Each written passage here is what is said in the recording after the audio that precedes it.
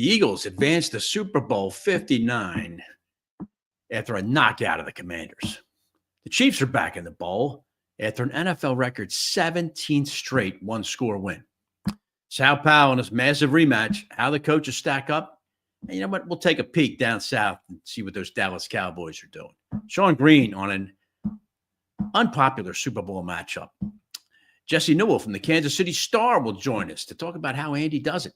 And Pat will be back in the chat. That is all right now on This Week in Pro Football. It's time for This Week in Pro Football. A deep dive into the key issues and marquee matchups in the National Football League. For the next 60 minutes, we invite you to sit back or lean in with host Pat Callahan as we preview the week's Eagles matchup, big games, breaking stories, and all news NFL. It's This Week in Pro Football, right now on JAKIB Media Sports. All right. Hello, everyone. Pat Callahan joining you for yet another edition of This Week in Pro Football here on JAKIB Sports. Give me a follow at TWIPF Pat. You can follow the network at JAKIB Sports. And join this chat here and make sure you smash that like button, please, so I can catch Joe Rogan. I'd appreciate that very, very much. All right. I'll be dealing with the chat later on, but I have Sal Pal coming up in just a minute. I had a million things to ask him about both the games that occurred Sunday and the one coming up. Jesse Newell from the Kansas City Star is going to join us at the top of the next hour. Let's talk about how things are out in Kansas City and how the hell Andy Reid keeps doing it. Of course, Sean Green will be here at the bottom of this hour, too, to talk about what I perceive to be an unflattering Super Bowl matchup. Unflattering meaning I think the rest of the country is not happy that it's the Eagles and the Chiefs, but but they sure as hell will still bet on it. All right, so we're going to do all that. Xander, if you will, bring up that grid, please. We've been charting this thing since the inception of the playoffs, and now we are finished with it. It's a matchup that I think a lot of people wanted. I think there was more sentiment for an Eagles-Buffalo Super Bowl just so we could get some newness in it. But nope, they are back again. The Chefs are back in the bowl after a 32-29 win over Buffalo. Like it or not, team going for its third straight Super Bowl. As I mentioned, 17 straight wins in one-score games. They are just impossible to beat sometimes, and especially with number 15 there. But they got a formidable opponent they're going to meet in New Orleans in a week and a half's time. All right, Xander, thanks very much for that. Let's make immediate use of this gentleman, Xander, if I might, the host of the NFL Matchup Show, a game day analyst for ESPN, the author of Philly Special, Sal Paolantonio. Sal, how you doing, pal? 17 straight one-score wins, Pat Callahan. That's unbelievable. It really is unbelievable. And one of them was Super Bowl 57. Right. Eagles and Chiefs in Scottsdale, Arizona, in Arizona. So yeah. I look at this matchup as the second of two heavyweight fights, Frazier Ali. First one, fight of the century, Chiefs won. Second one, super fight 2.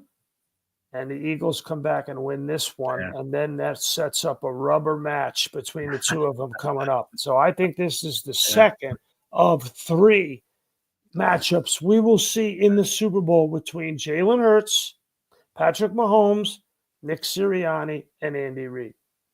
All right. And Sal, we're peaking. I'm getting ahead of myself, but just let me throw this out. I was in the company of the great Ray Didinger last night. I told you I went to see his play, which was terrific, Tommy and me. So But I advanced this notion, Sal, that there's 3 outcomes, I think, of this game. Kansas City will not rout Philadelphia.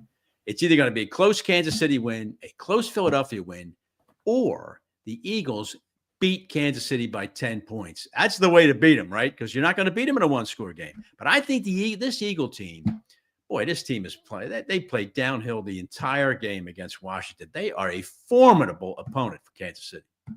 Oh, they definitely are. There's no question about it. And, you look at the way this offense is playing right now, Pat, and you got to be impressed by the efficiency of this offense. And it's set up by the takeaways. The Eagles have 10 takeaways in the postseason and no giveaways, no turnovers. Yep. They would be the first team ever in the Super Bowl era to win the Super Bowl without a turnover. Remember, 2 years ago, there was only one turnover. It was the scoop and score by Nick Bolton. Right. When he sacked in, he came in untouched in that football game. So this will be, in my view, another one of those fourth quarter games. The pattern is unmistakable. The pattern is unmistakable. Patrick Mahomes on 3rd and 4th down in the fourth quarter. Are you spying him? How does he leak out of the line of scrimmage? Remember, that's how he beat Buffalo, and that's how he beat the Eagles 2 years ago in Super Bowl 57.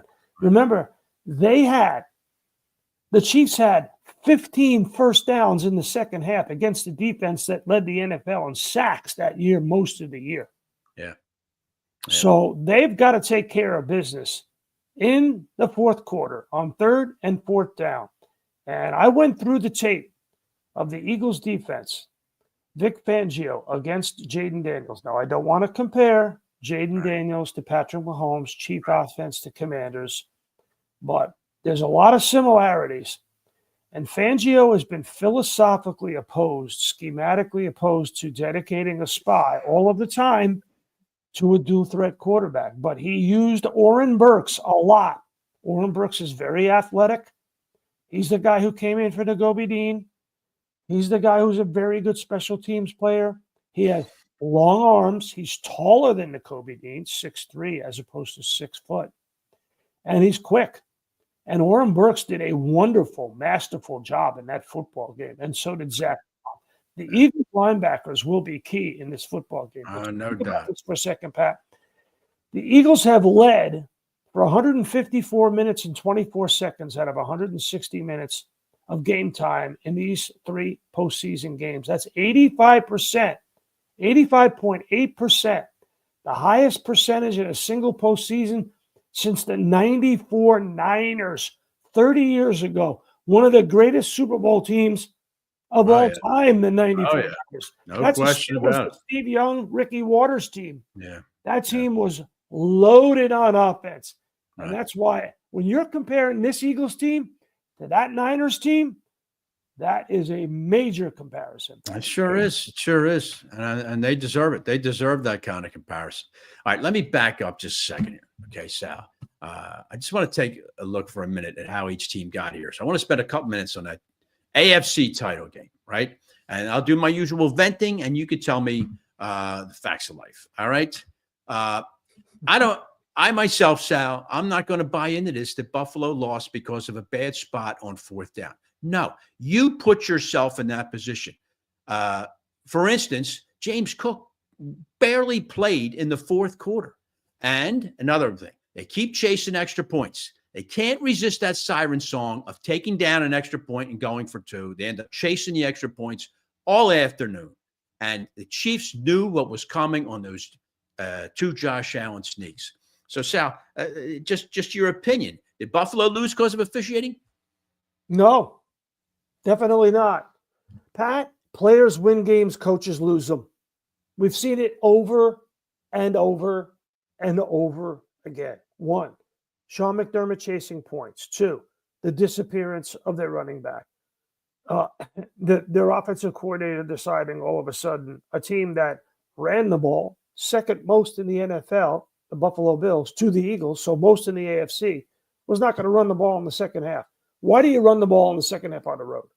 And you're winning. Well, because the guy on the other side of the field is number 15. That's why. That's right. That's right. That's why, Pat. So you don't chase points on the road.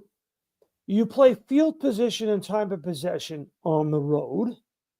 And you need 1 yard. John Gruden said it best. You needed 1 yard. The Eagles get 1 yard with their quarterback on a tush push brotherly shove. All of the jumping time. Yep. Yeah, Sal, I agree with you 100%.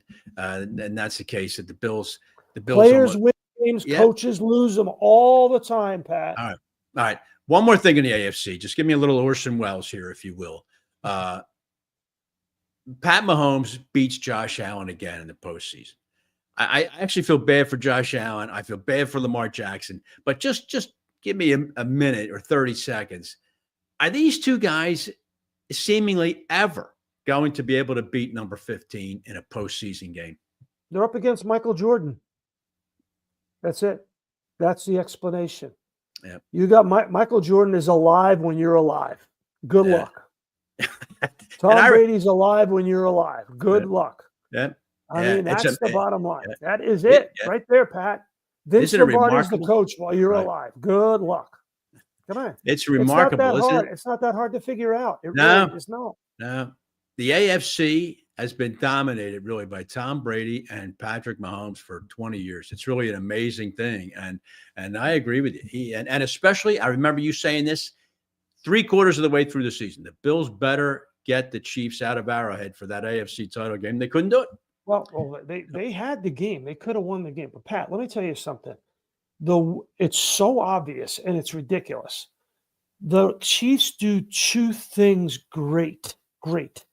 One, Patrick Mahomes improvising on 3rd and 4th down in the 4th quarter. 2, Steve Spagnuolo dialing up safety and corner blitzes on 3rd and 4th down in the 4th quarter. Right. That's why they win the close games. They're not blowing people out 39-10. This is not the Niners of 94. No, this is not the Packers of the mid-60s. No. They are winning one-score games because in the 4th quarter, they have one player and one coach who knows how to beat you. It comes down to that. And that's what this game will come down to. That's what Super Bowl 59 will come down to. Amazing. I know. It's going to be something, Sal. All right, we get back. We're going to turn our attention to the NFC, how the Eagles dismantled Washington. And then we're going to take our first look at Super Bowl 59. I've got to ask, Sal was kind enough to send me some gaudy ESPN statistics. I want to talk to him about that Eagle Rush game. We're going to do all of that next on This Week in Pro Football, presented by Kennedy Auto. Welcome back. We've got another exciting play underway at KennedyAuto.com. That's right. At KennedyAuto.com, you can browse their entire inventory from home. The customer is scrolling hundreds of Ford, Mazda, and Subaru vehicles right at his fingertips. He made his selection and got a bottom line price set directly to his email. He could go all the way. And the deal is good, all without leaving his couch. Incredible. KennedyAuto.com. Enjoy your ride. Discover the essence of true community banking with First Bank, your trusted partner across Eastern Pennsylvania and New Jersey. Their network of branches brings you convenient access to dedicated personal bankers who understand your unique needs. At First Bank, you're not just a customer, you're a valued member of the community. Additionally, they are excited to announce the opening of 2 new branches in Media, Pennsylvania and Trenton, New Jersey, bringing their personalized banking services even closer to you. Connect with any member of the team today at their Westchester office, conveniently located at 849 Paoli Pike, or call them at 484-881-3800. First Bank is an equal opportunity lender and member FDIC. Johnny Apple's Restaurant and Bar opened in 2001 and for over 20 years has been serving great food and good times to Bucks County residents, friends, and family. Ideally located at 184 Buck Road in Holland, Johnny Apple's offers a terrific array of steaks, seafood, and daily specials. They also host private parties and affairs of any size. For excellent food, great company, and a relaxed lunch or dinner, check out Johnny Apple's Restaurant at 215-953-9900 or at johnnyapplesrestaurant.com.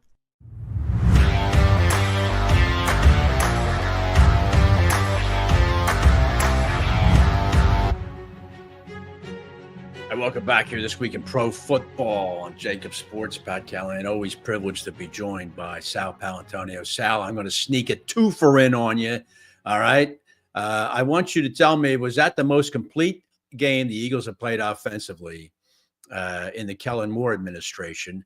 And secondly, how concussive a blow was it on the Washington sideline when Barkley took off and ran 60 yards for a touchdown on the Eagles' first play of the game? Well, I'll take the second question first. I was watching Dan Quinn, and it was like the blood just went out of his face. Yeah. It was like he saw a ghost. His head was hanging. He's like, oh, so this is actually real. This happens. It was like that. Yeah, it does happen. And it was a concussive blow. You put it correctly. and it was a total complete game. You know, when you go 20 for 28, when they take the straitjacket off you, and then you're let loose after the straitjacket comes off, and you go 20 of 28. Yeah. Now, Washington's defense probably, they didn't really play a great defense. They played a great defensive line of the Rams. There's no question about it. But, in this postseason run right now, they haven't played a great defense. The Chiefs are a great defense. All right. Well, that's an excellent point and a nice segue for me, because these statistics you were kind enough to give me from ESPN Stats and Info. The Eagles have scored 82 first-quarter points in their last 7 games. So that's almost 2. Well, it's not quite 2 touchdowns, but that's close to 12 points in the first quarter. How important is that? And decisive is that in basically telling the other team, you're not going to win today? Well, especially in this particular game. Remember, they were up 24-14 2 Super Bowls ago. Right. They were, when you have a double-digit lead in the Super Bowl, you win, unless your name is Matt Ryan. Matt Ryan was the only quarterback. Dan Quinn was the only coach to lose a double-digit lead in the Super Bowl up until the Eagles did 2 years ago. It was 36-1. It's now 36-2.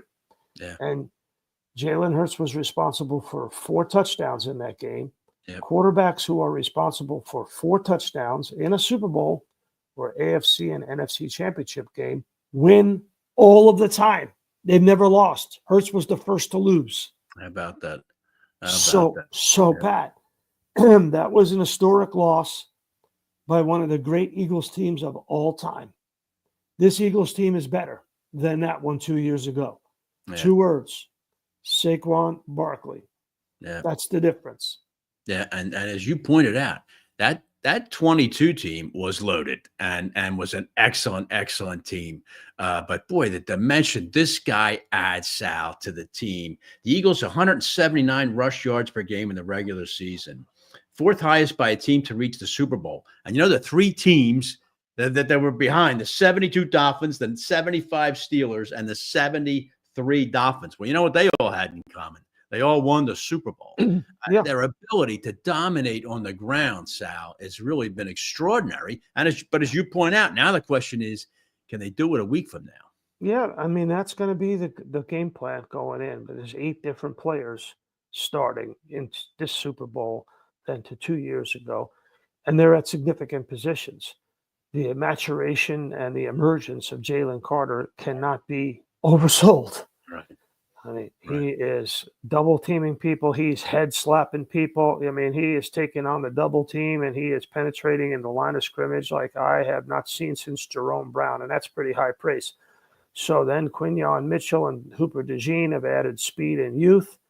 And in my view right now, Zach Bond is the best linebacker there is in the NFL. Yeah. How do you deny that?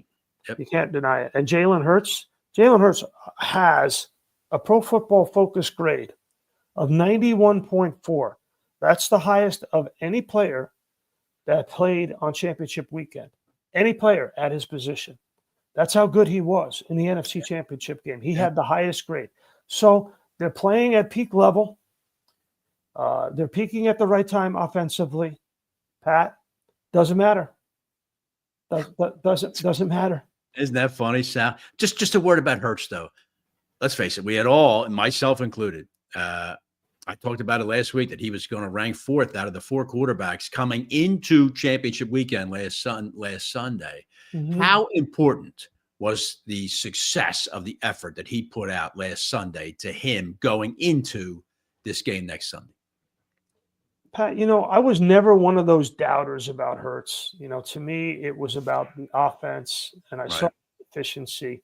Efficiency is, in life, is over the long term more important than productivity. You are CFO. Maybe you don't agree with that statement, but I certainly agree with that statement. Long-term efficiency in your life, long-term efficiency on the football field is better than short-term productivity, is it not? And no question. Just as a general proposition in life, correct, and in sports. And he was efficient with the football. not turning the ball over. We've said it a million times. It's one of the oldest but greatest adages in sports. If the point guard of your NCAA team is at a high level and your point guard is not turning the ball over, you have a chance to win the tournament 9 times out of 10. My old man, Vito, used to pound into my head, if your number 4 hitter doesn't strike out, Joe DiMaggio struck out 363 times in his career. If the number 4 hitter does not strike out, you will win a lot of baseball games. If your quarterback does not turn the ball over, you will win a lot of football games. 363, Pat. Kyle Schwarber struck out 200 times last year. Last year, Joe DiMaggio struck out in a 13-year career 360. Look it up, 363 times. I say, please. I couldn't endorse that more. I couldn't. I mean, but that's a whole other. When I start up this week in pro baseball, Sal, that's one of the things you're going to hear me say nonstop. Stop striking out, for God's sake. But that's for a whole other show. You and I will do. Okay, good. Let me ask you this, Sal. I love when you go for God's sakes, Pat. Now I know we are serious, man. Okay. When I look at these two lineups, Sal, and you could tell me you disagree, but I look at it and you just match them up parallel to each other. Running game, Philadelphia. Wide receiver, Philadelphia. Offensive line, Philadelphia. Why are the Chiefs favored then? Well, what do you think I'm going to ask you? Even when you go on the defensive side of the ball, Sal, I would take the Eagles' defensive line. I think it's superior to Kansas City's. I think their linebacking is as good as Kansas City's. I think their secondary is superior to Kansas City's. And yet, Chiefs, 1.5 point. What is it that's pushing the line? And what is it that makes the Chiefs so formidable, even in this match? They got Dracula. You can't get him off the field. You can't kill him. He's Steven Seagal. He's hard to kill. I know. Yeah. That's it. I've said it now 4 times. 3rd and 4th down in the 4th quarter. How you getting the guy off the field? Show me the plan. Yeah, Bill's if I'm Nick Sirianni, I'm going to go in and Vic Fangio's office. I'm going to say, Vic, Goomba, Paisan, show me the plan in the 4th quarter. If you saw it against the Bills, and they did not do a good job of spying him in the 4th quarter. Not at all. Not at all. 2nd quarter, okay. 3rd quarter, what did that get you? 4th quarter, he's leaking out to the right. I was listening. So after the game, after the championship game, I got in my car because I had to drive to my granddaughter's house because I wanted to be there for her birthday party the next day. So I'm listening to Kevin Harlan and Devin McCourty do the game on Westwood One. It was on NFL radio on Sirius XM, which, by the way, if you don't have it, it's so valuable. First of all, Pat, if I go before you go, would you please guarantee that Kevin Harlan delivers my eulogy? Would you please? Yes, I will do. Well, aside from mine, I'm a little bit distressed. You didn't think of me right away, but yeah, I'll make sure Harlan. I'll tell you. I'll say the Kevin Harlan is going to do my eulogy. It's right, set. I'll say the mass. I'm making that your responsibility. All I'm listening to Kevin Harlan, who's brilliant, and he's got Devin McCourty, who's brilliant, and Devin McCourty is saying, "What are the Bills doing?" Patrick Mahomes is leaking out to his right as a right-handed quarterback all 4th quarter. Where is Matt Milano? Where is the Buffalo Bills spy defense? I agree. What happened to it? It disappeared. So if I'm Nick Sirianni, hello, Vic, let's have a bagel. Let's do what we got to do. A cup of coffee. Let's get the espresso out. Whatever we got, espresso. Let's get it out and put a little extra sugar in it because we're going to be up all night. Show me the plan.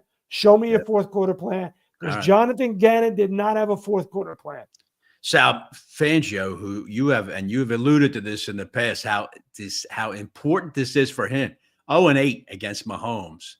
But he didn't have this defense, Pat. I know the number. Right. I gave you that number. And he had a couple not have bad, this defense. Yeah, and he had a bad Denver team. I appreciate that. But talking about coaching, though, Sal, for a minute, here's Nick Sirianni. Do you know this is, again, courtesy of you and ESPN statistics. First 4 seasons with a franchise, the coaches that go to the Super Bowl twice: Mike Tomlin, Mike Shanahan, Bill Belichick, Joe Gibbs, Don Shula. Now you add the name Nick Sirianni to it. I mean, this guy is the most undervalued or underrated. Is he the most underrated head coach in the NFL? Mr. Lurie, get out the checkbook. That's all I got to say. All right, Pat. Yeah. Lasagna is on the menu tonight, and I am leaving this week in pro football with this idea. Let's get together next week, next Wednesday. I'll be in New Orleans, and I will join you on the show next Wednesday, and we will break it all down from New Orleans, and we'll make a prediction of the game. How about that? All right, we'll do it. There's a couple things I didn't get to talk. I'll hold them till next week when I see you. I can't wait to get your opinion on those Dallas Cowboys and what the hell they're doing. We'll squeeze that in next week. Maybe after the Super Bowl, Pat. Maybe. No, I'm going to make you do it. Sal, the matchup show this weekend? No, this weekend, Super Bowl weekend. All right. We will certainly look forward to that, and look forward to your reporting, and enjoy the lasagna. Sal, thank you very much for joining me. All right.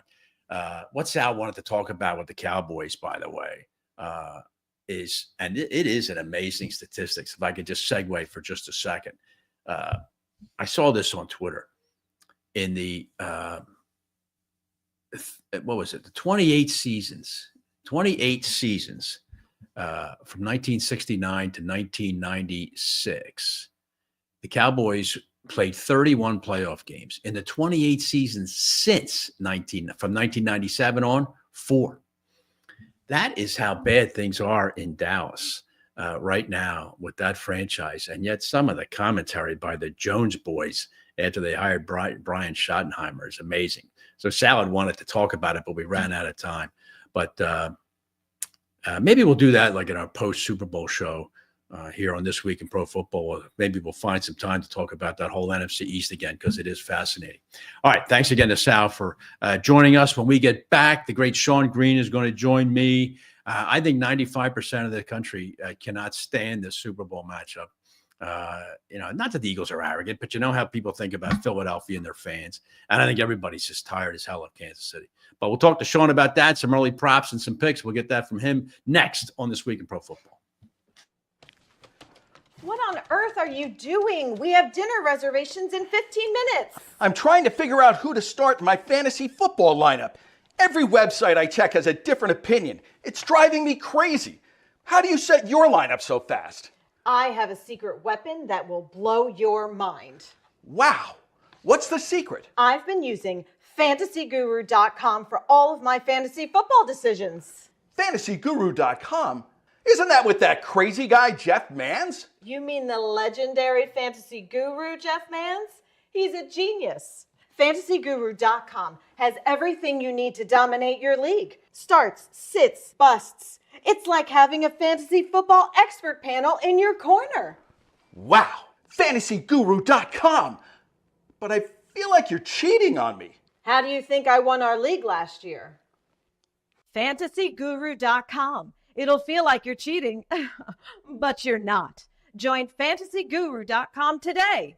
Use the code NEW30 for 30% off instant savings.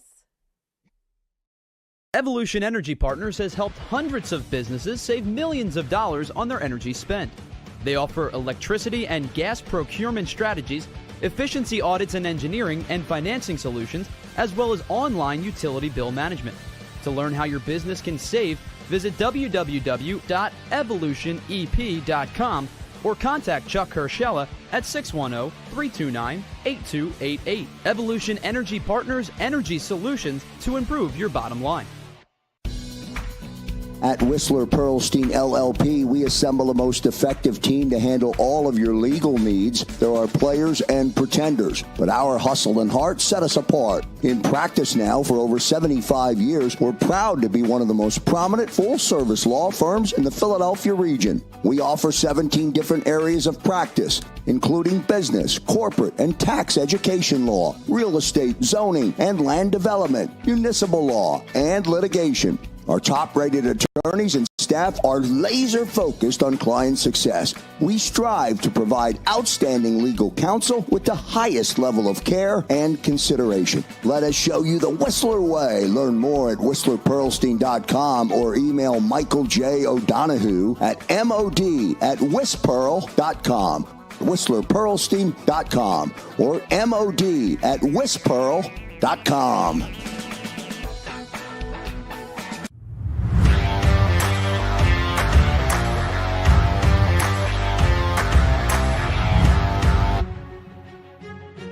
Back here on This Week in Pro Football, I promise you guys in the chat room that commercial will not see the light of day in 2025. I will tell Bill Reinhardt, he better get a way, way better ad than that. I mean, he knows it. God, what a terrible ad it's. But all right, we'll deal with that.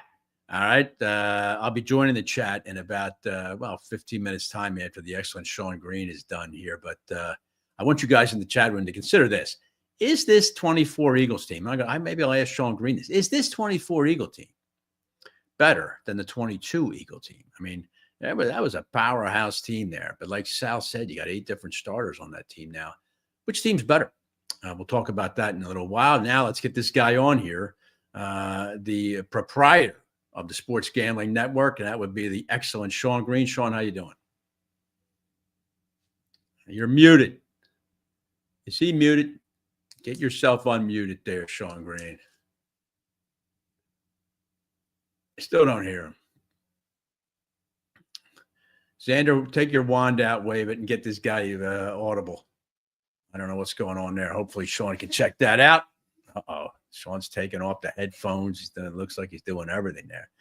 But anyway, Pat Ryan's saying he thinks his team is better. I do too. And so does Sal. Sal said it for the same reason. You're not that vicious, Flex, and you're not that vicious. I think I can handle you. I don't know. But I do think this Eagles team is better. So we can discuss that. I do have a trivia question coming up for you guys too. Roll that out in just a minute after we get Sean straightened out. But so many statistics here. I mentioned to Sal about Sirianni. One of only 1, 2, 3, 4. He's only the 6th coach to do that. Go to 2 Super Bowls in his first 4 years. And look at the names that are with him. Tomlin, Shanahan, Belichick, Gibbs, Shula. Every one of them in your Hall of Fame coach. All right, let's try Sean Green again, if we might, Xander. See if are you audible, Sean? There he is. Is that you? Yep. All right. Yeah, Sean. can you hear me? Yep. Thanks very much for the all good. Yeah, got it. Appreciate that.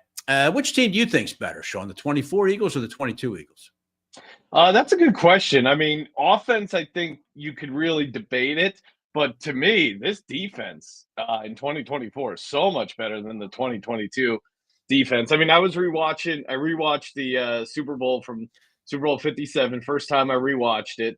Yeah. And, that defense really relied on getting that pass rush home. And if that pass rush didn't get home, they were in trouble. And, the slippery conditions, certainly maybe to blame a little bit, whatever it was, that D-line couldn't get any pressure. The back end got exposed. Now the secondary is so much better. Quinyon Mitchell, Cooper DeJean, Reed Blankenship.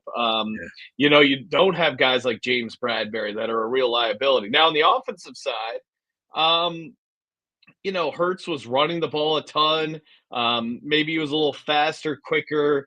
Their offensive rhythm was pretty good.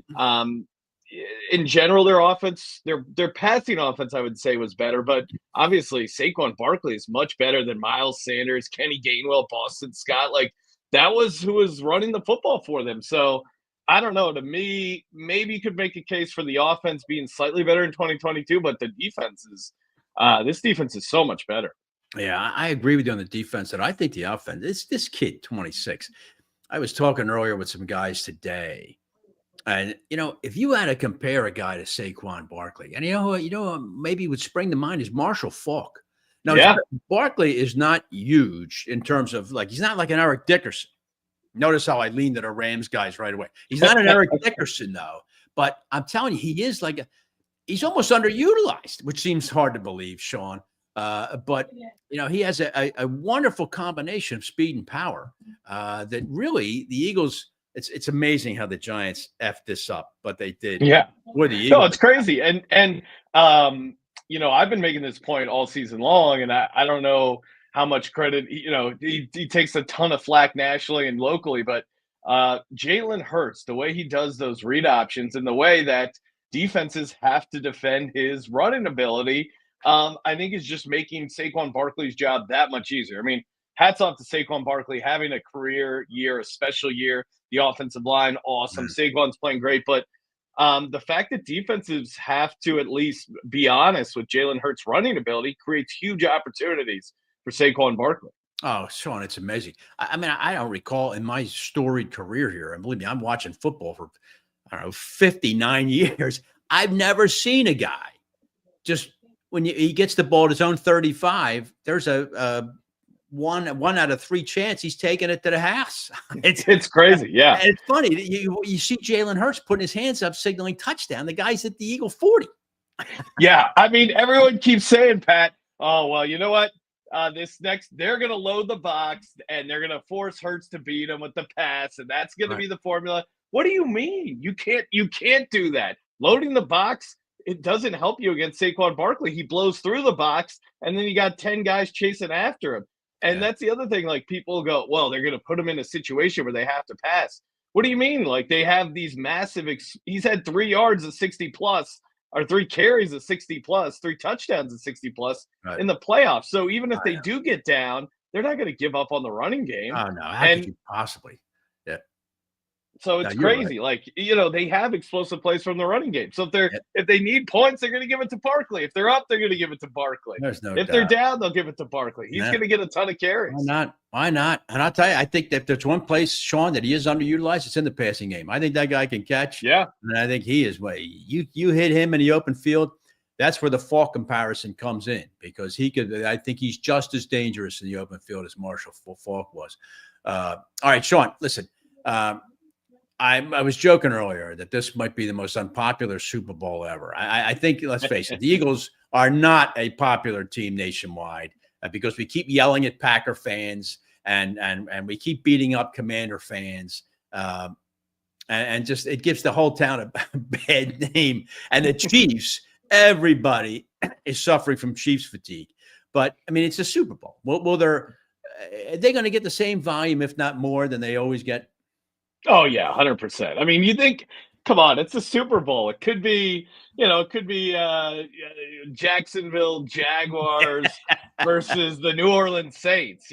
People would still be watching. Yeah. Okay. Oh, I'm not going to watch anymore. They did this. The NFL. I mean, remember all those people that, whether it was Colin Kaepernick or what, like, everyone comes up with these reasons. They're paying these guys too much. I'm never watching again. It's the NFL. What are you not going to go to your Super Bowl party? You're going to put on reruns of last year's Super Bowl? Oh, it's a fair comment. You're right about that, Sean. You're right. I expect more will be bet than ever, but it's come on. But do you agree with me that nationwide, I think most just fans, forgetting betting for a minute, are not terribly thrilled with this matchup? No, they certainly people want something new. People want something different. You saw that last week when everyone was talking themselves into the Commanders. Hey, this rookie Jaden Daniels, he's pretty good. They're going to make it a game. And, no disrespect to Jaden Daniels. He had an amazing year. But as sports people, as fans, if you don't have a stake in the game, you want to see something new. You want to see something different. I get it. I mean, on the positive, like the last Super Bowl the Eagles-Chiefs had, as an outsider, I would imagine that was a pretty fun game. Unfortunately, it kind of came down to that Bradbury holding call at the end of the game there. But, 38-35, this time the Eagles win. Sign me up for that. So we'll see. I don't know if it'll be quite that high scoring. Well, Sean Green, how do you, talking with Sean Green here, the host of the Sports Gambling Podcast, you can catch him on the Vision VSIN on the weekend, Friday nights, right? Yep. Sean, your Eagles are playing a team that has won 17 straight one-score games. Now, the Chiefs are a 1.5-point favorite. On paper, Sean, I think the Eagles are superior to the Chiefs in almost every category, except for one. And that's no slight to Jalen Hurts. But my question to you is, as a seasoned betting man, is how do you bet against a team that's won 17 straight one-score games? Yeah. No, I mean, it's tough, but you got to do it because that's the right side. And you look at the other Super Bowl that Patrick Mahomes watched. I also was rewatching that Super Bowl against the Tampa Bay Bucks. And what was the way that why did the Tampa Bay Bucks, were they able to beat the Kansas City Chiefs? It's because their defensive line. They were able to get a ton of pressure on Patrick Mahomes. Yeah. They were able to run the ball. Brady to Gronk there was pretty unstoppable. So I think that's a similar formula. You're going to have a D-line that's much better than the Kansas City Chiefs offensive line. You have the Eagles' ability to run the ball, and the Chiefs weren't great at stopping the run. Like, if you're a Bills fan, you're upset that they gave up on James Cook. He should have had more carries. No He needed 20 carries in that No game. question, Sean. Joe Mixon had a good game for the Texans. He was averaging almost 5 yards a carry. Yeah. Say what you will, I don't see the Eagles, from everything I've seen this season, I don't think they're going to abandon the run. Maybe if they get down 20, plus points. Even then, Barkley's so awesome. Why not keep running him? So I think you talk yourself into the matchups and the angles like that. And you talk yourself into the idea that no team has won 3 straight Super Bowls. And we've seen some pretty good teams. The Eagles were the last one to essentially disrupt the three-peat with Nick Foles, because if the Patriots would have won that one, they would have had 3 in a row. So it's incredibly tough to pull off the three-peat in the National Football League. So I would lean into that angle. But yes, going to have our hands full with the Chiefs.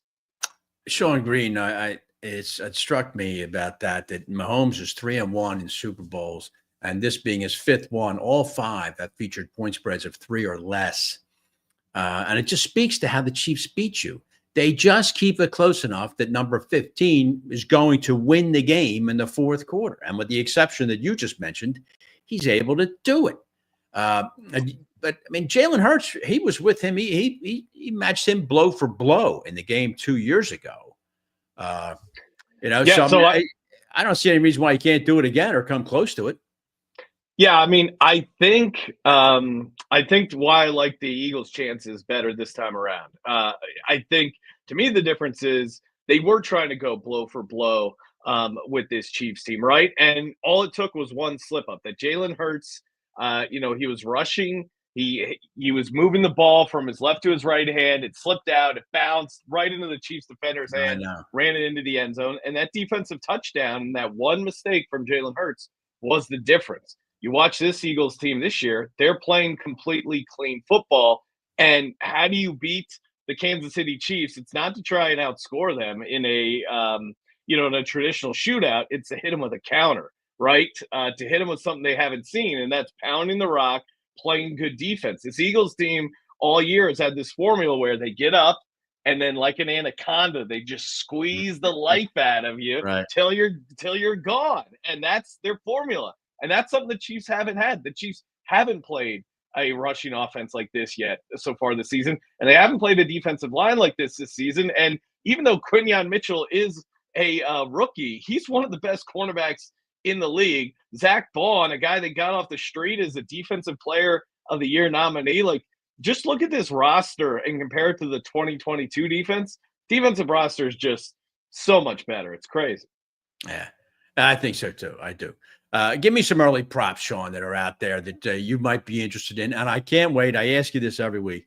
What is the astronomical number now on Jalen Hurts anytime touchdown? Well, how many tens of thousands do you have to put up to win $100 now on that? This is great, Pat. You know what it is? Because Barkley's price is so high, they are almost forced to give you a discount on Jalen Hurts. So Barkley is now minus 195 to score a touchdown. You have to bet 195 to win 100. Jalen Hurts is back to even money. It's minus 105. God, are you kidding me? Minus 105. Send me some wire. Send me your wire instructions, Sean. I can't help myself on that. That is unbelievable. That Jalen Hurts is a lock to score a touchdown in any game that the Eagles play. He's a certified lock. You know, he had three last game. We had a listener who had a crazy parlay where he parlayed Saquon Barkley 3 touchdowns, Jalen Hurts 3 touchdowns, and it came in. God. So that's amazing. Bonkers. That is amazing that would come in like that. Did you know that the Eagles scored more rushing touchdowns last week than the Dallas Cowboys scored all season long? It's a great stat. It's a great stat. Yeah, and it just shows you the type of football they're playing. Now, the 7 rushing touchdowns kind of throws you off the scent, where that was one of Jalen Hurts' maybe better passing games so far this season. Now, he ran it in 3 times, a couple from the goal line there after Luvu was done launching himself over the line. Right. And then he had that one scramble that was really nice into the end zone. But really, they were moving the ball besides the Barkley big runs, they were moving the ball pretty well in the passing game. I like their play calling too. So, yeah. It's amazing. You know, let's face it. If the Eagles didn't do that damn brotherly shove all day long, Saquon would score 40 touchdowns in this offense. I mean, it would just be the greatest fantasy player ever if the Eagles didn't do that brotherly shove. He probably would have had 5 touchdowns. Yeah. No joking. If Hurts wasn't there, All right. One last question for you, Sean. Do you expect that line, 1.5 Kansas City, to move at all appreciably in the next 10 days? I think what we're seeing now is probably what we're going to close at. There's some rumors, some rumblings that, some of the sharps, some of the bigger bettors might be backing the Eagles. So I guess there's a chance that it could end up slightly switching and maybe the Eagles are a 1-point favorite. I would be surprised if the spread gets higher than 2 points either way. I think we're pretty, we're going to be dancing around 1.5, 2. Maybe it gets to a pick. I still think it's going to, what we see right now is what we'll see come kickoff. All right. Boy, I tell you, it's funny. It's such a fork in the road. You look at the Eagles, they can play overpowering football, and you think, oh, give me that 1.5. And then you look at 17 straight. They got Patrick Mahomes back there. Give me that -1.5. You can make an ironclad argument, really, I guess, Sean, for either one. But it should be dynamite next week. And I want to see you here next Wednesday, and we'll talk about it, and we'll get your pick. And I have no idea who you're going to like in the game. I couldn't conceive. I mean, how do you go against Patrick Mahomes, Pat? I guess you'll have to. I think we're going to find out. Yeah, I think we'll find out how you go against them. But I appreciate you taking the time. Thanks a lot, pal, and we'll look forward to talking next week. All right, Sean Green joining me there from the Sports Gambling Podcast. Check him out on VSIN on Friday nights. You can find him. An excellent follow, too, on Twitter at Sean T. Green. All right, listen, we get back. I'm going to count on my friends in the chat again. Let's have a discussion, all right? When we get back, I'll hit you with my trivia question. I've got the shirts on order. You 2 guys that have won already, I promise you they're coming. Somebody else should get this one today. I'll do that when we get back. But I want you to consider this for me.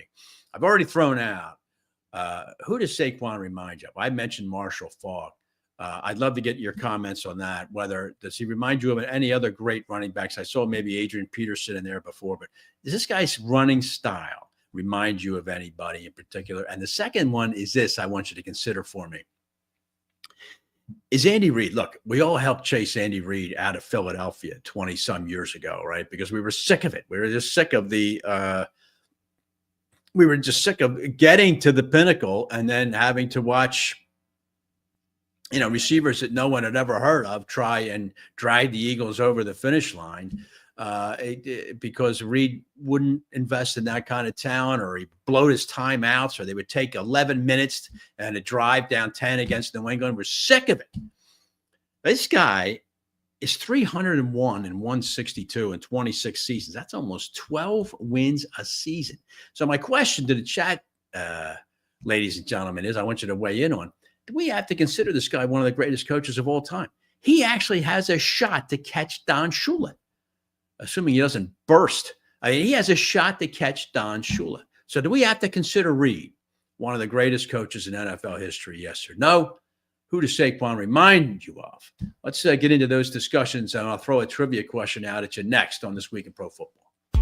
Welcome to Park Bank, a return to better banking. With 7 locations across Philadelphia and South Jersey, we prioritize your financial well-being with a blend of modern amenities and traditional customer service. Our professional team is dedicated to providing tailored banking solutions, whether you are opening your first account, planning for retirement, or expanding your business. Our services include a wide range of personal and business banking options with competitive deposit rates and products. We are committed to making your banking experience seamless and efficient with the latest technology at your fingertips and the personalized support you deserve. Park Bank, your community. For more information, go to parkbank.com. That's Park, P-A-R-K-E,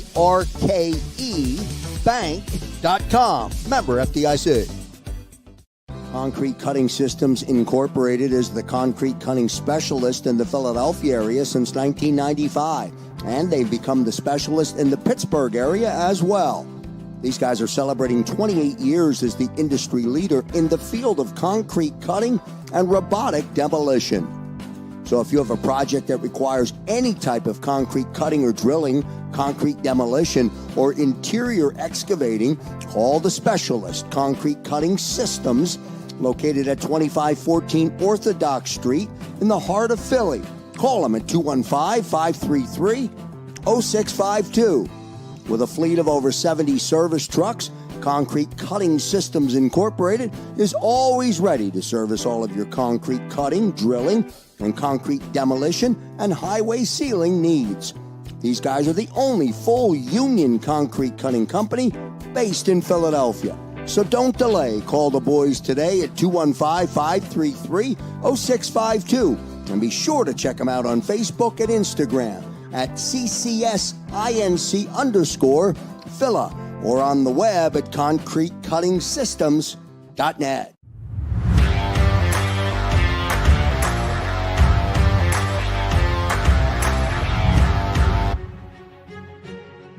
All right, welcome back here this week in pro football. Pat Callahan joining you. Thanks to Sean Green for joining me there. And I see the chat boys are up and at 'em here. Rico, you are correct, Rico Mart. Barkley needs just 30 yards to break Terrell Davis' 1998 record with the most in a one season all time, regular season and playoffs. I think it's a pretty good bet. He's going to get that. Incidentally, Barkley's 28th birthday is Super Bowl Sunday. Boy, what a way to celebrate a birthday, huh?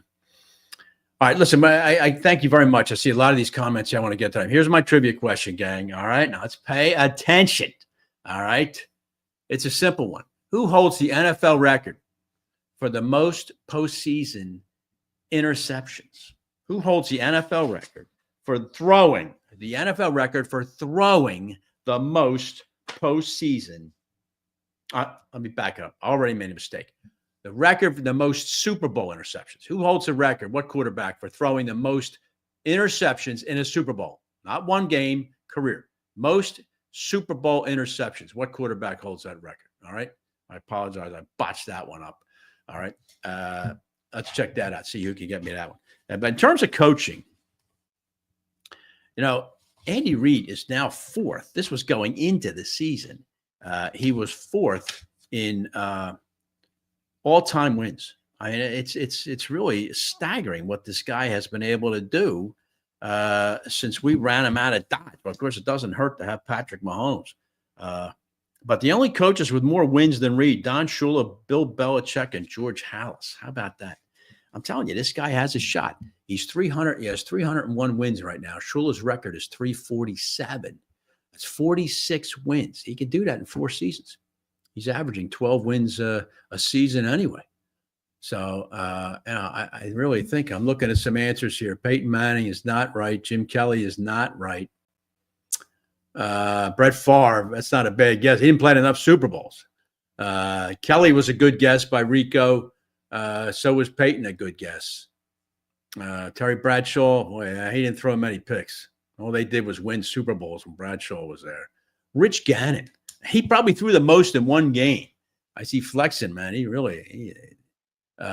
on the Rich Gannon bandwagon now. Matt Ryan, no, he only played in the one Super Bowl. Obviously, the guy played in major Super Bowl. There's about one name here that you guys haven't hit on. Who's a quarterback? And he's a great quarterback, by the way, but played and lost a lot of Super Bowls. That's your answer. So somebody give me that one. Back to Saquon for a minute. I saw a lot of names you guys threw out there. I don't buy the Barry name. No, he's bigger than Barry. No one had that guy's one-stop moving ability. Even though maybe I shouldn't say that. Maybe it's not that far-fetched because Barkley has an uncanny ability to go left to right on you. So maybe it's not a bad stretch at all. I see Adrian Peterson. That's not bad, even though I don't think Barkley's as big as him. I threw out Falk. I thought that was a good one. Terrell Davis and Thurman Thomas, they were good answers. Okay, let me see. Before I hand this off, because Xander always yells at me because I want to make sure I got it to the right one. Xander, you're going to have to help me with this. Is Jesse G the first one with this answer, which is John Elway? John Elway is the correct answer. I see Jesse and Chris Scott came in like almost dead even on that. You'll have to weigh in there, Xander, as to who the hell gets it. But that is the answer. John Elway, 8 picks in Super Bowls is the record, the all-time record for most Super Bowl interceptions. A dubious record, certainly, to have if you're going to have one. Let me tell you who else was in there. Interceptions in a career. John Elway threw 8. Craig Morton, how about that? Craig Morton of Dallas and Denver. That idiot. 7. He had 7. Jim Kelly, 7 altogether. And then Fran Tarkenton and Tom Brady. Well, it's no wonder Brady. He threw about 2,000 passes in Super Bowls. It's amazing he only had 6. So Xander will help me figure that out. We'll get a This Week in Pro Football T-shirt out there, whoever that winner was. But boy, that's amazing, isn't it? The Saquon, the records that Saquon is really coming up with here, ladies and gentlemen, and the Eagles' running game is just outstanding. Really, it's just outstanding. Saquon can join Terrell Davis. Talk about 1998. The only players in NFL history to win a rushing title, Offensive Player of the Year. He's going to win that. Unfortunately, the quarterback always wins the MVP, so he's not going to win that. He's going to win Offensive Player of the Year. So he can win a rushing title, Offensive Player of the Year, and a Super Bowl in one season. How about that? So the only other players to do that in a career are Jamal Lewis, Priest Holmes, Walter Payton, and Marcus Allen. But Terrell Davis was the only guy to do it in 1 year, and Barkley can certainly join him. So Saquon, I think, to me, is the main reason why the 24 Eagle team is better than the 22 Eagle team. I agree with Sal on that. This 24 team is loaded. I'm telling you, it's loaded. And I think an Eagle-Buffalo Super Bowl, I'd have said the Eagles are going to win that game by a touchdown at least. But, boy, you're up against this guy. This guy is Sal referred to him as Dracula. That's probably not a bad guess. Shame the game's not played during the day because this guy's going to be trouble. All right, listen, we get back. I'm pleased to be welcoming in Jesse Newell from the Kansas City Star. We'll talk to Jesse about those Kansas City Chiefs and about Dracula, the guy that runs number 15, who is apparently can't be killed. And we'll find out what it is. How is it that Andy Reid can get that team year after year to be at their best? We'll do that next to finish up This Week in Pro Football. Somewhere on the blue planet lies a hidden gem, nestled in the heart of lush greenery.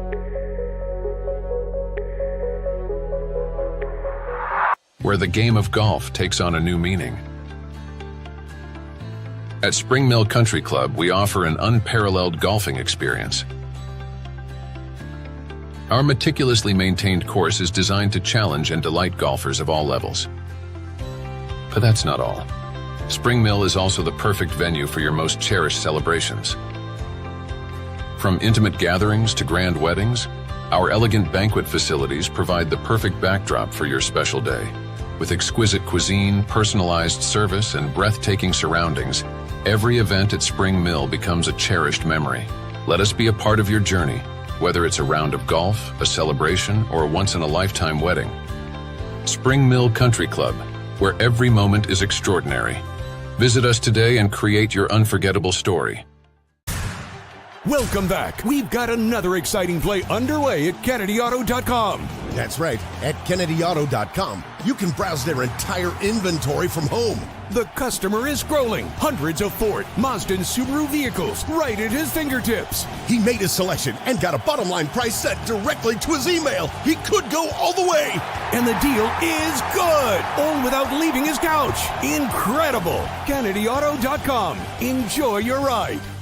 Johnny Apple's Restaurant and Bar opened in 2001 and for over 20 years has been serving great food and good times to Bucks County residents, friends, and family. Ideally located at 184 Buck Road in Holland, Johnny Apple's offers a terrific array of steaks, seafood, and daily specials. They also host private parties and affairs of any size. For excellent food, great company, and a relaxed lunch or dinner, check out Johnny Apple's Restaurant at 215-953-9900 or at johnnyapplesrestaurant.com.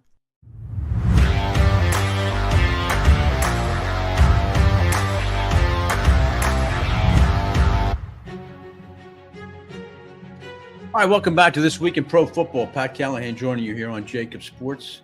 Thank you very much for sitting in with me. And thank you very much to this gentleman for joining me. That would be Jesse Newell, who covers the Chiefs for the Kansas City Star, an Epi winner for Best Sports Blog, and named top beat writer by the AP's sports editors. Jesse, welcome to This Week in Pro Football. Hey, thanks for having me, Pat. All right. I appreciate you taking the time to join me here. I know you're probably being pulled in 1,000 different directions here, but maybe it's old hat to you guys. I mean, I don't know. Do you draw a straw now as to who's actually going to New Orleans? Do you have a pool reporter who goes to Super Bowls, or? We all go, but yeah, it's one of those things. It's weird in the AFC Championship game. It's sort of like, this has happened the last couple of years.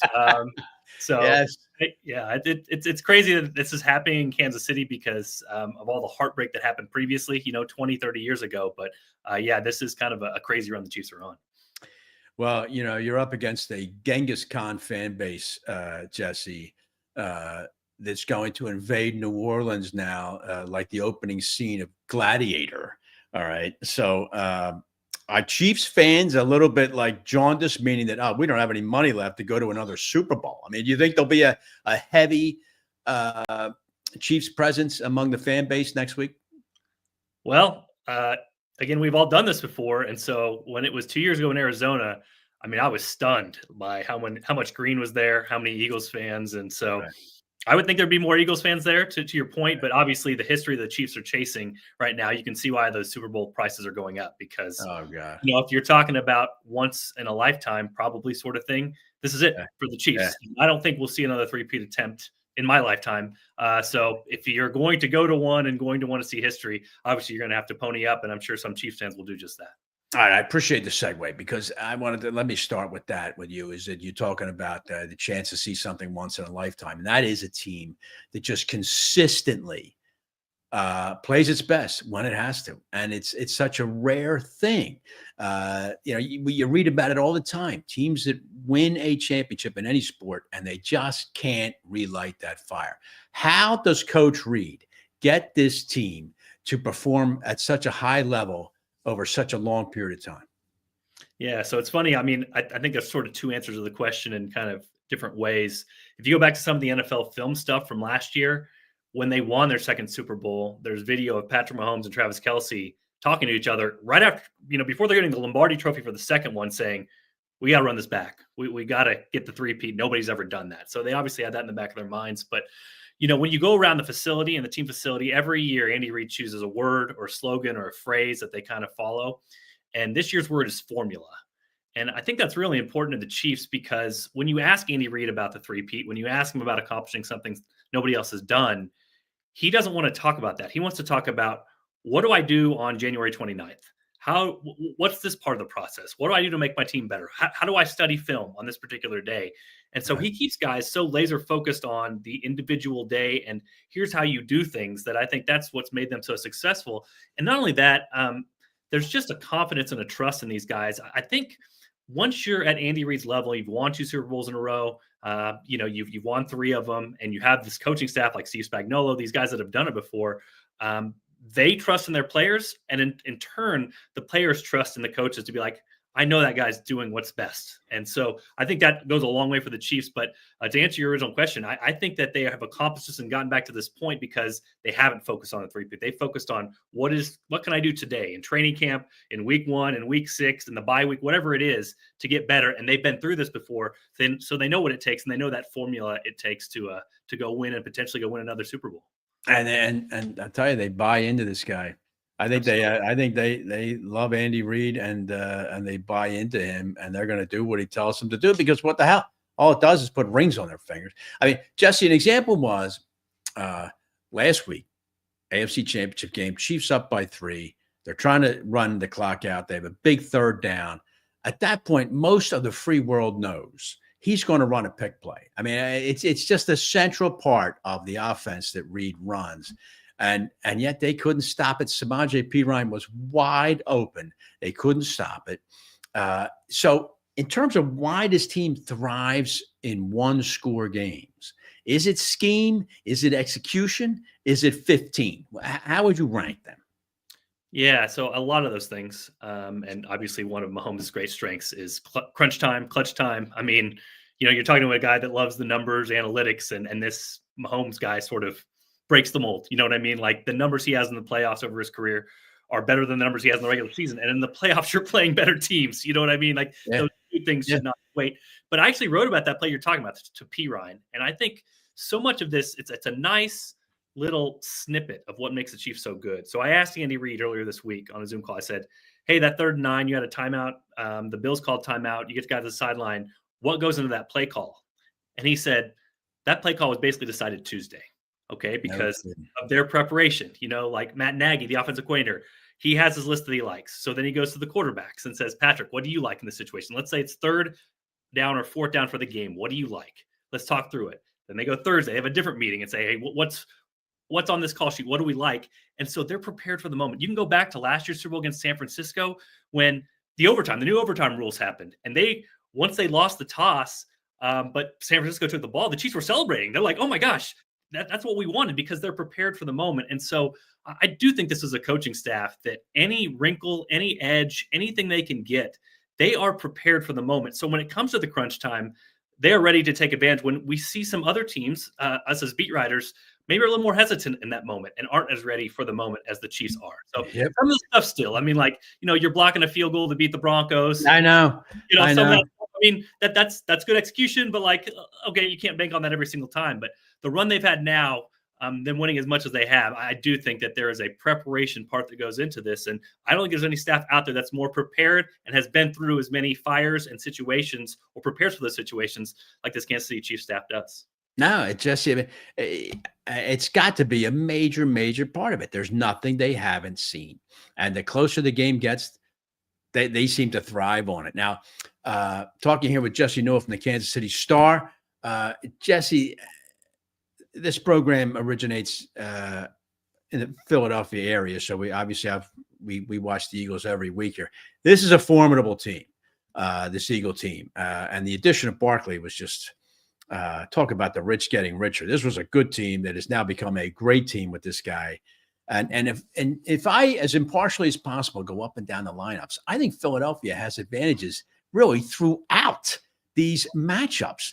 Which ones do you think, say one on offense, one on defense, are most problematic for Kansas City as they face this Philadelphia team? You're reminding me of my prediction in the Super Bowl 2 years ago, where I was just like, here's where the Eagles are better. Here's where the Eagles are better. Here's where the Eagles are better. Oh, but the Chiefs have Mahomes, so I think I'm going to take the Chiefs. You know what I mean? Like it's crazy because I think what you're saying, a lot of that has a lot of truth to it. So you start with Barkley. The Chiefs this year have been really good against the run, but one concern I have for the Chiefs is that 3rd quarter against the Bills, they were not good against the run. And that's really concerning because nobody runs it better than the Eagles. I mean, we know that. We've seen that. Right. And not only that, the Chiefs have really limited explosive runs. Barkley gets those against everybody. So you look at just the 3rd quarter, the Bills ran the ball 15 of 16 times, 15 carries for 86 yards. James Cook had a big quarter then. Chiefs defense seemed to wear down. And so much of the Chiefs offense defense balance is that the offense keeps the ball to keep the defense fresh for the late downs. And still, they were getting run on. So that's one thing.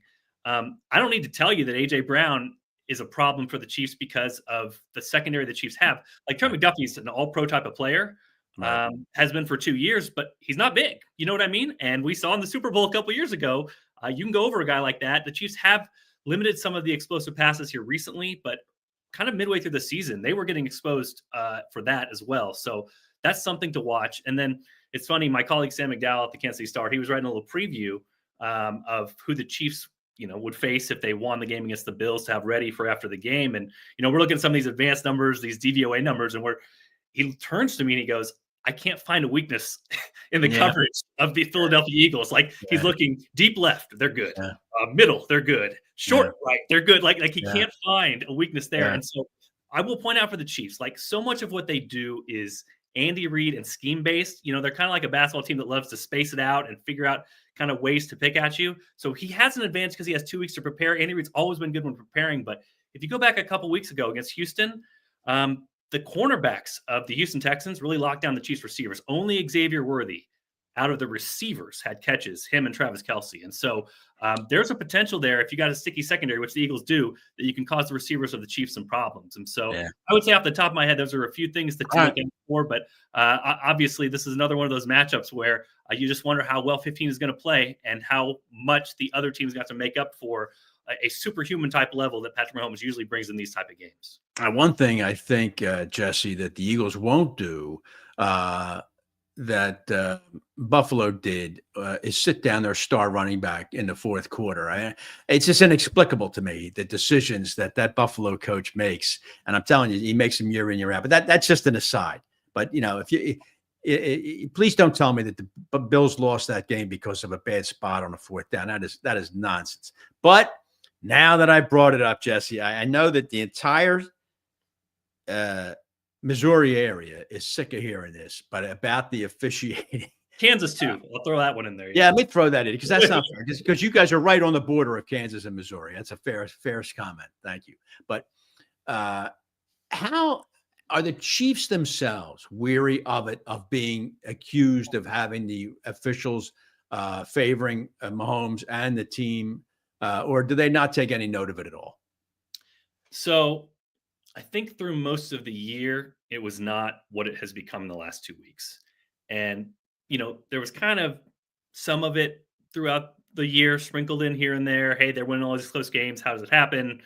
Is the NFL cheering for the three-peat? All those sorts of things. But, overwhelmingly, as someone who covers the team, overwhelmingly throughout the regular season, I'm like, it's not happening. You know what I mean? Like there's stats out there to back that up. Right. That's not a thing. The Houston game was the most. Yeah. I mean, that was the bellwether game, right? So what happens is there's already this undercurrent of the Chiefs get help. And if you had not turned in the Chiefs all year and you watch the Houston game, you say, okay, I believe what I heard. You know what I mean? Because there were a couple roughing the passer, unnecessary roughness penalties that really did help the Chiefs in critical moments.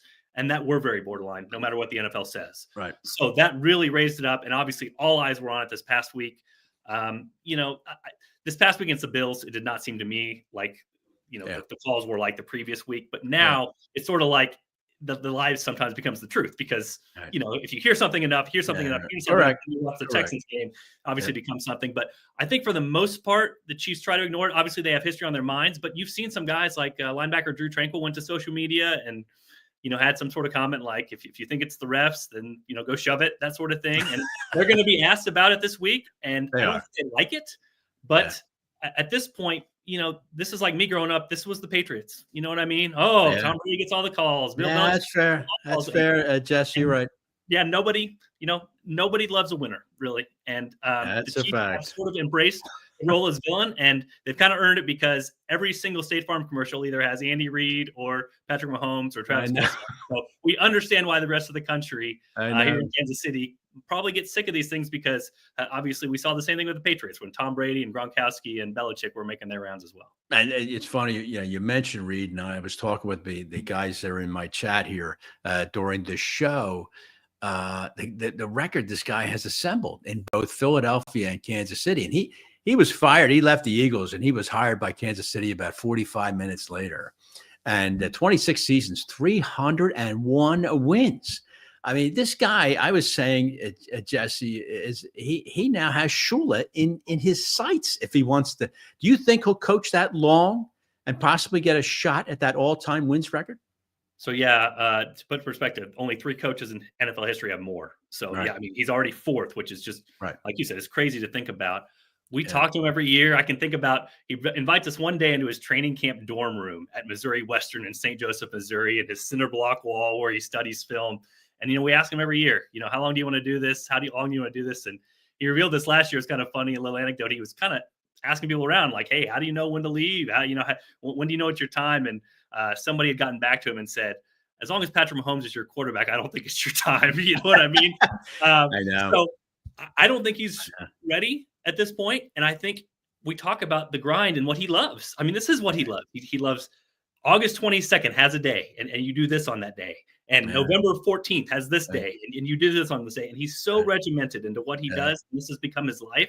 And he's really good at it. And he talked to us this week about the guys like Samaje Perine, DeAndre Hopkins. He's finding them on the field. They've never been to a Super Bowl with the Chiefs, or Hollywood Brown never made a Super Bowl before. And he's seeing the joy on their faces and being able to help them to get those moments. And I think he's fresh in that way. Again, I can't predict health. And obviously a lot of things can happen when it comes to that. They could potentially make guys game before.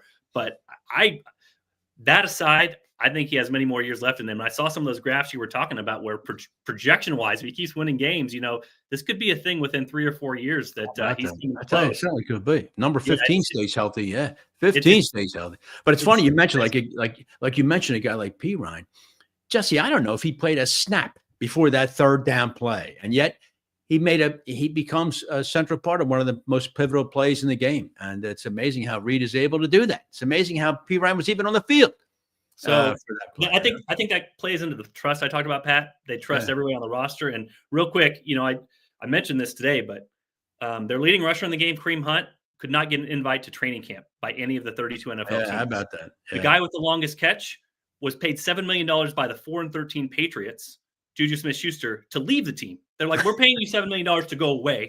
And then, you just talk about, the last catch of the game comes from Samaje Perine, who gets cut by the Denver Broncos, an AFC West rival, before the season. And so we can talk officiating if you want and conspiracy theories and all that stuff. But like when you take other teams' scraps and you turn them into vital pieces for your team to go on a run for a 3-peat and trust them in the biggest of moments, there's something to that as well. That's something is. All right, Jesse Newell, the last question I want to ask you, by the way, you can follow Jesse on X at Jesse Newell. You should do that. Great follow. Jesse, the AFC West, what a murderer's row of coaches. Now in the AFC West, you got Coach Reed, of course, he's the standard bearer right now. Now Pete Carroll joins with the moribund Raiders. Maybe he could get that franchise straightened out. Jim Harbaugh, excellent first year in LA with the Chargers, and Sean Payton, solid. He's got a good team turning around right now. That Denver team's going to get tougher and tougher the next couple of years. How interesting do you think the AFC West is going to be the next couple of years? Yeah, so I mean, obviously that's a stable of coaches. Nobody can match that in any division in the NFL. The only thing about the Raiders is, Pete Carroll's a little bit older. I'm not sure he has enough years to turn around the Raiders. Some of this underlying stuff that goes on with them. We'll see. There's crazier things have happened. But to your point, like we talk about some of the close wins the Chiefs had, like beating the Broncos at home, they needed a blocked field goal on the last play. And to beat the Chargers at home, they had to have the double doink field goal from their third string kicker that was from 30 yards out. So it's not like these games were gimmies for the Chiefs against these teams this year.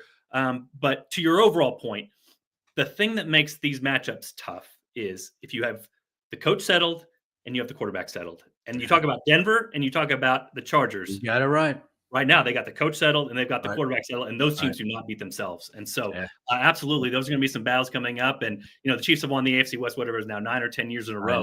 That's going to be a lot more difficult here in the upcoming years just because of the coaching talent that's entered the division with them. And Carroll, I mean, you can't in a division, Jesse, that has Patrick Mahomes, Justin Herbert, and now and what will be a seasoned Bo Nix. I'm sorry, you can't be trotting out some of the quarterbacks that the Raiders are trotting out there. I mean, you got to get serious here. The Raiders have got to get themselves a quarterback, or else they are a lock for fourth in that AFC West. My favorite stat was Aiden O'Connell, who they started half the year. It was like 25 games into his NFL career before he had a quarterback scramble. And I turned to my buddy, I was like, Patrick Mahomes scrambles like 4 times a game. How do you never have a scramble? So, they should use that high draft pick and go get them one, Yeah, they got it. They got to stop getting it wrong. That's the way of it. That is the way of it. All right, Jesse Newell, listen, I can't thank you enough for joining me, and I wish you all the best. Have a safe trip down there, and stay away from now. Bourbon Street, don't be wearing that flaming red and gold jacket now. That's all I'm going to advise you, all right? It won't happen, and I'll be looking for all those Eagles fans down there. I'm anticipating probably about 50 grand or 50,000 or so. So we'll see what happens. I think so. All right, Jesse, thanks for taking the time. Best of luck to you. All right. Appreciate it. All right, Jesse Newell joining me from the Kansas City Star, and that'll do it for this pre-Super Bowl edition of This Week in Pro Football. Thanks to all of you for being in that in the chat. Thanks for all the commentary. Didn't really reach a consensus on Saquon, but maybe you don't have to. I'll tell you this: 5 or 10 years from now, people are going to be saying, "Boy, he runs like Saquon." It's funny. This guy was the most hidden gem in the NFL, right? I mean, if you think about it, the last 5 years, you got no indication of what this guy could do from the miserable career he had with the New York Giants. And it just goes to show you, you go from an organization that doesn't know what it's doing to one that does, and boom, off you go. And that's why teams like Philadelphia and Kansas City are just constantly at or near the top of their divisions because their organizations know what the hell they're doing.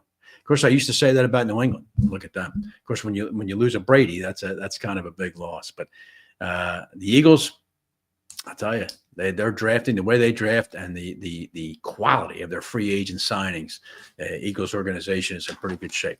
All right, thanks to Sal Powell for joining me. Thanks, as I said, to Jesse Newell. Thanks to Sean Green. Thank you for watching. And we'll be back at it next week. Sal Powell will be in New Orleans, and we'll be ready to bring you the Super Bowl edition of This Week in Pro Football. Don't forget, give me a follow at TWIPF Pat on X. And I look forward to talking to all of you guys and women next week on a Super Bowl edition of This Week in Pro Football. Good night.